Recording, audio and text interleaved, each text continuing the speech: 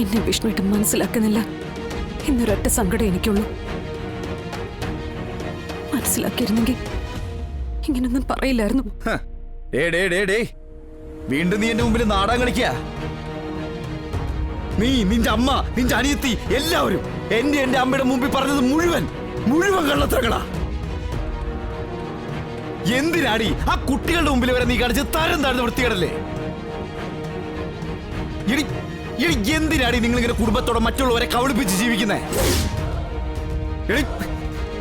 എന്ത് പുണ്യം കിട്ടാനാ ഇത്രയും നുണകൾ ഇങ്ങനെ എഴുന്നള്ളിപ്പിക്കുന്നേ? വിഷ്ണുട്ടൻ എന്തൊക്കെയായി പറയാ? അങ്ങനെ നീ എന്നെ വിളിക്കരുത്. ഞാൻ നിന്നെ വെറുക്കുന്നത് പോലെ ലോകത്തൊരാളും നിന്നെ വെറുക്കുന്നില്ല. കാരണം നീ ശരിയല്ല. നിന്റെ ഉള്ളിൽ മുഴുവൻ ദുഷ്ടചിന്തകളാ. മനസ്സു ശരീരം മറ്റൊരാൾക്ക് നൽകിയിട്ട് വീണ്ടും എന്റെ മുമ്പിൽ സ്നേഹം കാണിച്ചു വരാൻ നിന്നെ എന്ത് പേരിട്ടാണ് വിളിക്കട്ടെ?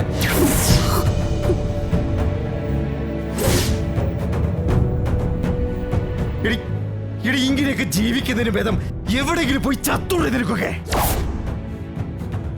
മറ്റുള്ളവർക്കെങ്കിലും സ്വസ്ഥവും സമാധാനം കിട്ടുമല്ലോ. നിന്റെയൊക്കെ കുടുംബം തന്നെ നോക്ക്.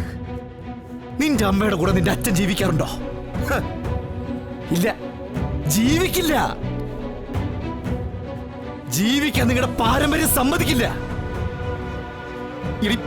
നീ ഡൽഹിയിലായപ്പോ നിന്റെ ഒപ്പം കൂടിയല്ലേ സത്യൻ അച്ഛനാന്ന് പറഞ്ഞ് നീ ഇപ്പൊ കൊണ്ടിടക്കുന്നേ അല്ലേ? അവന്റെ കൂടെ ചേർന്നിട്ട് എന്തൊക്കെ കള്ളത്തരവാടി നീയൊക്കെ ചെയ്തു കൂട്ടിയേ. തുടരുത് നീ.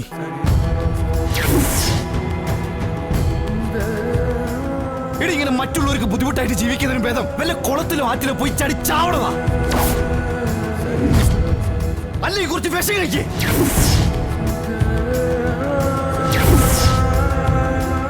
ഇങ്ങനെയൊക്കെ ജീവിക്കുന്നതിന് ഭേദം അത് തന്നെയാണ് നല്ലത്.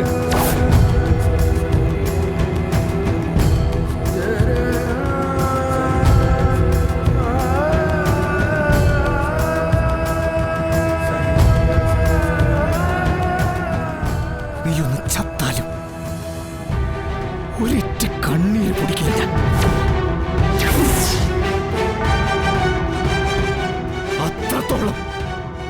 അത്രത്തോളം ഞാൻ നിന്നെ വെറുക്കുക. അത്രത്തോളം ഞാൻ നിന്നെ വെറുക്കുക.